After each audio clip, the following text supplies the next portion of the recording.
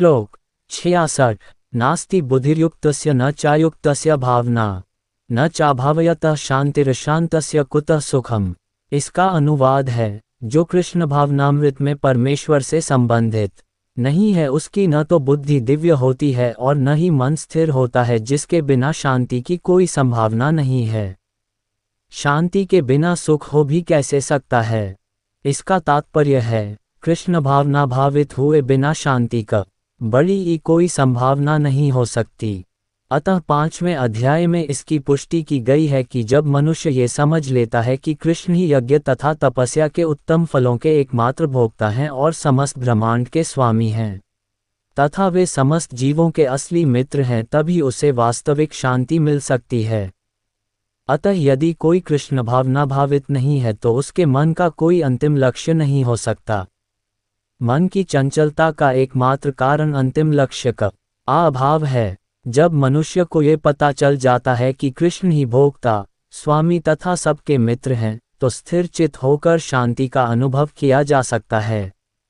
अतएव जो कृष्ण से संबंध न रखकर कार्य में लगा रहता है, वह निश्चय ही सदा दुखी और अशांत रहेगा। भले ही वह जीवन में शांति तथा आध्यात्मिक उन्नति का कितना ही दिखावा क्यों न करे। कृष्ण भावनामृत स्वयं प्रकट होने वाली शांतिमय अवस्था है, जिसकी प्राप्ति कृष्ण के संबंध से ही हो सकती है।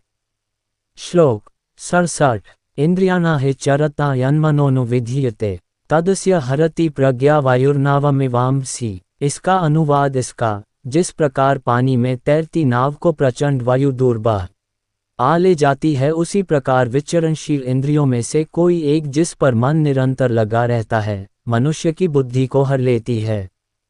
इसका तात्पर्य है, यदि समस्त इंद्रियां भगवान की सेवा में न लगी रहें और यदि न में से एक भी अपनी तृप्ति में लगी रहती है, तो वह भक्त को दिव्य प्रगति पथ से विपथ कर सकती है। जैसा कि महाराज अम्बरीश के जीवन में बताया गया है, समस्त इंद्रियों को कृष्ण भावनामृत में लगा रहना चाहिए, क्यों कि मन को वश में करने की यही सही एवं सरल विधि है। श्लोक 68। तस्माद्यस्य महाबाहो निगृहीतानि सर्वशः इंद्रियाणीन्द्रियार्थेभ्यस्तस्य प्रज्ञा प्रतिष्ठिता। इसका अनुवाद है, अतः हे महाबाहु, जिस पुरुष की इंद्रियां अपने अपने विषयों से सब प्रकार से विरत होकर उसके वश में हैं, उसी की बुद्धि निस्संदेह स्थिर है।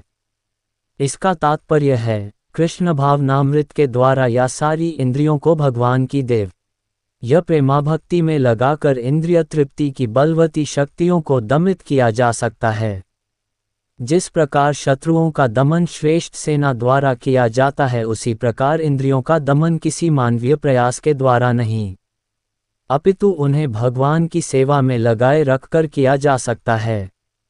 जो व्यक्ति यह हृदयगम कर लेता है कि कृष्ण भावनामृत के द्वारा बुद्धि स्थिर होती है और इस कला का अभ्यास प्रामाणिक गुरु के पथ प्रदर्शन में करता है, वह साधक अथवा मोक्ष का अधिकारी कहलाता है। श्लोक 69। या निशा सर्वभूताना तस्या जागृति संयमी यस्या जागृति भूतानि सा निशा पश्यतो मुनेः। इसका अनुवाद है, जो सब जीवों के लिए रात्रि है, वह आत्मसंयमी के जागने का समय है, और जो समस्त जीवों के जागने का समय है, वह आत्मनिरीक्षक मुनि के लिए रात्रि है। इसका तात्पर्य है, बुद्धिमान मनुष्यों की दो श्रेणियां हैं। एक श्रेणी के मनुष्य इंद्रिय तृप्ति के लिए भौतिक कार्य करने में निपुण होते हैं, और दूसरी श्रेणी के मनुष्य आत्मनिरीक्षक हैं, जो आत्म साक्षात्कार के अनुशीलन के लिए जागते हैं। विचारवान पुरुषों या आत्मनिरीक्षक मुनि के कार्य भौतिकता में लीन पुरुषों के लिए रात्रि के समान हैं। भौतिकतावादी व्यक्ति ऐसी रात्रि में अनभिज्ञता के कारण आत्म साक्षात्कार के प्रति सोए रहते हैं। आत्मनिरीक्षक मुनि भौतिकतावादी पुरुषों की रात्रि में जागे रहते हैं। मुनि को आध्यात्मिक अनुशीलन की क्रमिक उन्नति में दिव्य आनंद का अनुभव होता है, किंतु भौतिकतावादी कार्यों में लगा व्यक्ति आत्म साक्षात्कार के प्रति सोया रहकर अनेक प्रकार के इंद्रिय सुखों का स्वप्न देखता है और उसी सुप्तावस्था में कभी सुख तो कभी दुख का अनुभव करता है। आत्मनिरीक्षक मनुष्य भौतिक सुख तथा दुख के प्रति अन्यमनस्क रहता है। वह भौतिक घातों से अविचलित रहकर आत्म साक्षात्कार के कार्यों में लगा रहता है। श्लोक 70 आपूर्यमाणं चल प्रतिष्ठ समुद्रमापः प्रविशन्ति यद्वत् तद्वत् कामा यम प्रविशन्ति सवे स शांतिमाप्नोति न काम कामी। इसका अनुवाद है, जो पुरुष समुद्र में निरंतर प्रवेश करती रहने वाली नदियों के समान इच्छाओं के निरंतर प्रवाह से विचलित नहीं होता और जो सदैव स्थिर रहता है, वही शांति प्राप्त कर सकता है, वह नहीं जो ऐसी इच्छाओं को तुष्ट करने की चेष्टा करता हो। इसका तात्पर्य है, यद्यपि विशाल सागर में सदैव जल रहता है, किंतु वर्षा ऋतु में विशेषतया यह अधिकाधिक जल से भरता जाता है तो भी सागर उतने पर ही स्थिर रहता है। न तो वह विक्षुब्ध होता है और न तट की सीमा का उल्लंघन करता है। यही स्थिति कृष्ण भावना भावित व्यक्ति की है। जब तक मनुष्य शरीर है तब तक इंद्रिय तृप्ति के लिए शरीर की मांगें बनी रहेंगी, किंतु भक्त अपनी पूर्णता के कारण ऐसी इच्छाओं से विचलित नहीं होता। कृष्ण भावना भावित व्यक्ति को किसी वस्तु की आवश्यकता नहीं होती, क्योंकि भगवान उसकी सारी आवश्यकताएं पूरी करते रहते हैं। अतः वह सागर के तुल्य होता है, अपने में सदैव पूर्ण। सागर में गिरने वाली नदियों के समान इच्छाएं उसके पास आ सकती हैं, किंतु वह अपने कार्य में स्थिर रहता है और इंद्रिय तृप्ति की इच्छा से रंच भर भी विचलित नहीं होता। कृष्ण भावना भावित व्यक्ति का यही प्रमाण है, इच्छाओं के होते हुए भी वह कभी इंद्रिय तृप्ति के लिए उन्मुख नहीं होता।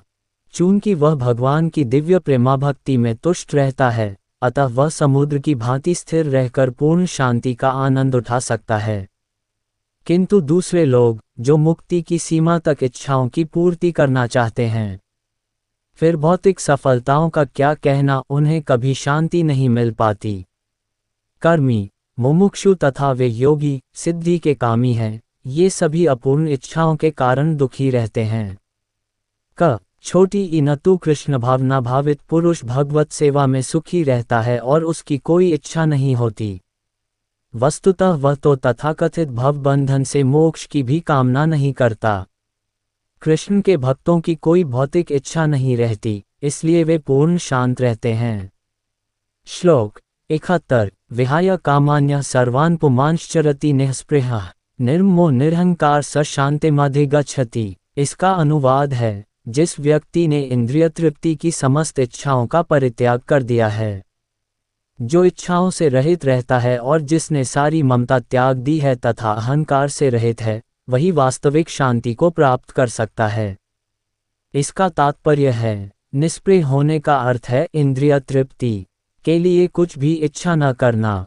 दूसरे शब्दों में, कृष्ण भावना भावित होने की इच्छा वास्तव में इच्छा शून्यता या निष्प्रियता है। इस शरीर को मिथ्या ही आत्मा माने बिना तथा संसार की किसी वस्तु में कल्पित स्वामित्व रखे बिना श्री कृष्ण के नित्य दास के रूप में अपनी यथार्थ स्थिति को जान लेना कृष्ण भावनामृत की सिद्ध अवस्था है। जो इस सिद्ध अवस्था में स्थित है वह जानता है कि श्री कृष्ण ही प्रत्येक वस्तु के स्वामी हैं, अतः प्रत्येक वस्तु का उपयोग उनकी तुष्टि के लिए किया जाना चाहिए। अर्जुन आत्म तुष्टि के लिए युद्ध नहीं करना चाहता था, किंतु जब वह पूर्ण रूप से कृष्ण भावना भावित हो गया तो उसने युद्ध किया, क्योंकि कृष्ण चाहते थे कि वह युद्ध करे। उसे अपने लिए युद्ध करने की कोई इच्छा न थी, किंतु वही अर्जुन कृष्ण के लिए अपनी शक्ति भर लड़ा। वास्तविक इच्छा शून्यता कृष्ण तुष्टि के लिए इच्छा है। यह इच्छाओं को नष्ट करने का कोई कृत्रिम प्रयास नहीं है। जीव कभी भी इच्छा शून्य या इंद्रिय शून्य नहीं हो सकता, किंतु उसे अपनी इच्छाओं की गुणवत्ता बदलनी होती है। भौतिक दृष्टि से इच्छा शून्य व्यक्ति जानता है कि प्रत्येक वस्तु कृष्ण की है, ईशावास्यमिदं सर्वम। अतः वह किसी वस्तु पर अपना स्वामित्व घोषित नहीं करता। ये दिव्य ज्ञान आत्म साक्षात्कार पर आधारित है, अर्थात इस ज्ञान पर कि प्रत्येक जीव कृष्ण का अंश स्वरूप है और जीव की शाश्वत स्थिति कभी न तो कृष्ण के तुल्य होती है न उनसे बक। इस प्रकार कृष्ण भावनामृत का ये ज्ञान ही वास्तविक शांति का मूल सिद्धांत है। श्लोक 72 अश ब्राह्मी स्थितिः पार्थ नैना प्राप्य विमुह्यति स स्थित्वास्यामन्तकालेऽपि ब्रह्मनिर्वाणं रक्षति। इसका अनुवाद है, यह आध्यात्मिक तथा ईश्वरीय जीवन का पथ है, जिसे प्राप्त करके मनुष्य मोहित नहीं होता।